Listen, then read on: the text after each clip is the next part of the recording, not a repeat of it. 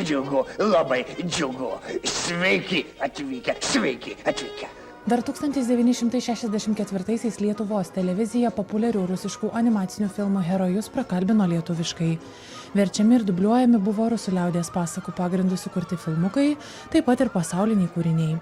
Baba Jaga tapdavo lietuvių tautosakos veikėja Žiežula, Ivanuška Duračiokas Joneliu Kvaileliu, iš ekranų lietuviškai sveikindavosi Čipolinas, Krokodilas Gena ir Mikė Pūkuotukas. Kaip aš pradžią atėjau, tai tikrai į klaikų mišką. Klaikų. Man buvo klaikų rodyti tos filmus. O tos filmus važiuodavom, buvo čia tokia kino nuomojimo kontora. Ir televizija iš jos veždavo visus filmus, iš kino nuomojimo kontoros ir rodydavo.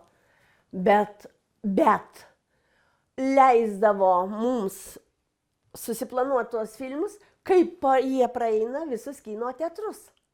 Jūs galite įsivaizduoti, tai kokia buvo kokybė. Man buvo kažkas klaikaus.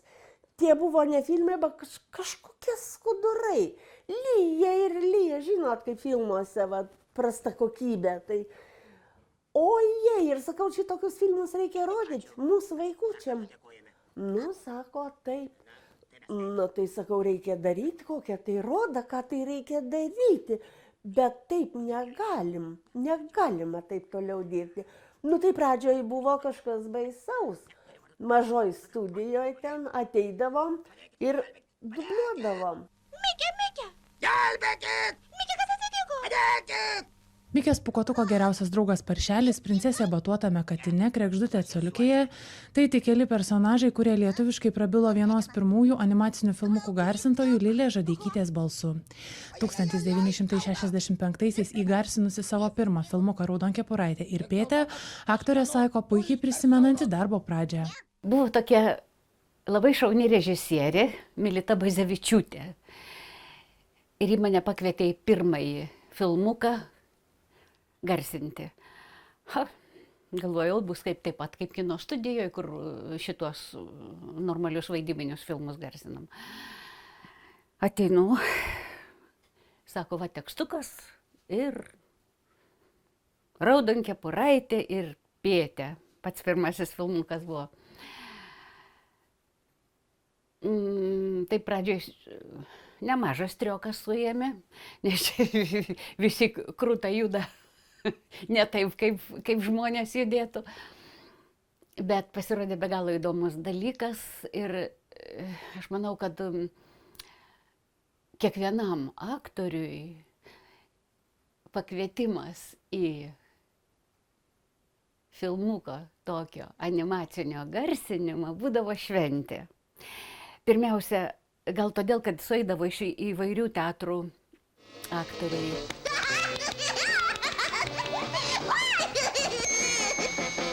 Gauti iš Maskvos animacinių filmų Lietuvos televizijai nebuvo lengva. Į Rusiją dubliažo redaktorė Lidija Dubauskienė vykdavo pati. Maskva reikalaudavo pinigų, Sojuz Multfilm nemokamai duodavo tik kultinį animacinį serialą Na palauk. Visų kitų filmukų serijos neretai kainuodavo ir po 1000 rublių. Kaip sako, liežuvis galima versti ir iki Kijevo. Tai per tą savo liežuvėlį taip aš rusų kalbą labai gerai mokėjau. Tai taip aš ir pakliūdavau į tą atstovybę, susirasdavau, o jau iš ten vėl visur ieškojau visokių taškų.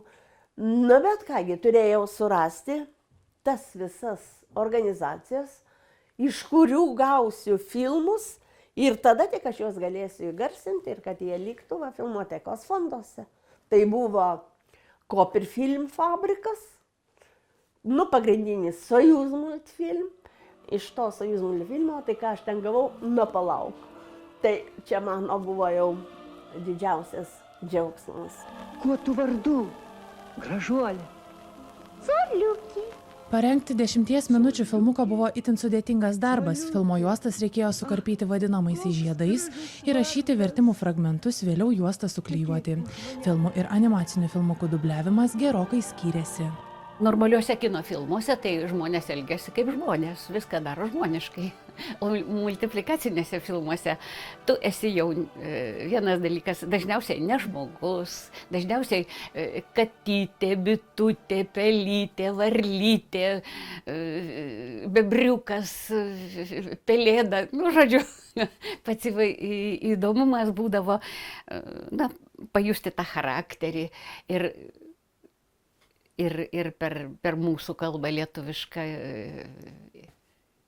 kad vaikai pajustų, koks tai žvėrelis, koks jo elgesys. Nu, dažniausiai filmukai vis tiek būdavo kažkokie, jeigu ir paslėpta, bet didaktiški, vis tiek gerumas turi nugalėti. Jeigu kam sugriuvo namelis, visi eina statyti to namelio, jeigu kam nors bėda, ten kažką užgriuvo medis ar kažkas, tai visi irgi bėga kelią nuo skrusdėlytės iki meškino. Nepykite, senjorė Pomidorė. Iš pykčio, sako, visi vitaminai žūsta. Galvojau, kad bus kiek paprasčiau, prisipažįsta Lilija Žadeikytė. Šviesaus atminimo Petras Likša viename interviu taip pat yra minėjęs, kad garsinant filmukus susiduriama su kur kas daugiau iššūkių, nei gali pasirodyti iš pradžių. Dvigubas darbas, juk tai ekranas vienas dalykas, o ką kalbėti, negi taip ant greitų išmoksi visą tekstą visam filmui. Taip, tekstas tai čia, taip. O ekranas ten. Ir taip reikia susikaupus būt, kad viena akim, kaip sakoma, į tekstą, kita į ekraną. Taip. Ir trečias dalykas, į ausinės klausai, kaip kada pauzos, kada kur kas yra. Mūsų draugystė baigėsi? Ne. Kai tik ateis pavasaris, mes vėl sugrįšim. Lik sveikas. Dubliuojant filmukus netrukdavę netikėtų situacijų. Lilija Žadeikytė sako, kad kartais tekdavę užsiiminėti ir kūrybą. Tekstai sudėlioti. Ir staiga vieną kartą mano tekstas padėtas, kažkas atidarė studijos duris prieš pat įjungiant eterį. Ir mano visi popieriai nuo skersvėjo ir nuskrido. Reikia pradėti. Mikrofonas čia, kolegų tekstai ten. Ir žodžiu, strioko buvo. Paskui kažkas iš studijoje esančių žmonių surinko mano tuos lapus, bet juos reikia susidėti ir nešlamėti, nes negalima šlamėti. Nu, žodžiu, toks sudėtingas dalykas buvo. Iš viso tas tiesioginis eteris būdavo labai sudėtingas, nes ateini ir visada toks pat jaudulys, kaip ir einant į sceną. Nes nežinai, kas čia bus, kaip čia išeis, ar tau balsas neužkris, ar viskas gerai bus. Kažkaip visada išsisukdavom iš visokių padėčių. Tuomet Lietuvos televizija per 25 metus parodė daugiau nei 1000 filmukų, kurie ilgainiui virto laida Labanakt vaikučiai, dar vėliau Labanaktuku, o nepriklausomybės laikais programų vaikams sąrašą papildė ir dar kelios – Telebimbam, Gustavo enciklopedija, Mėta Meškinija ir kitos. Vaikai, būkime draugiški.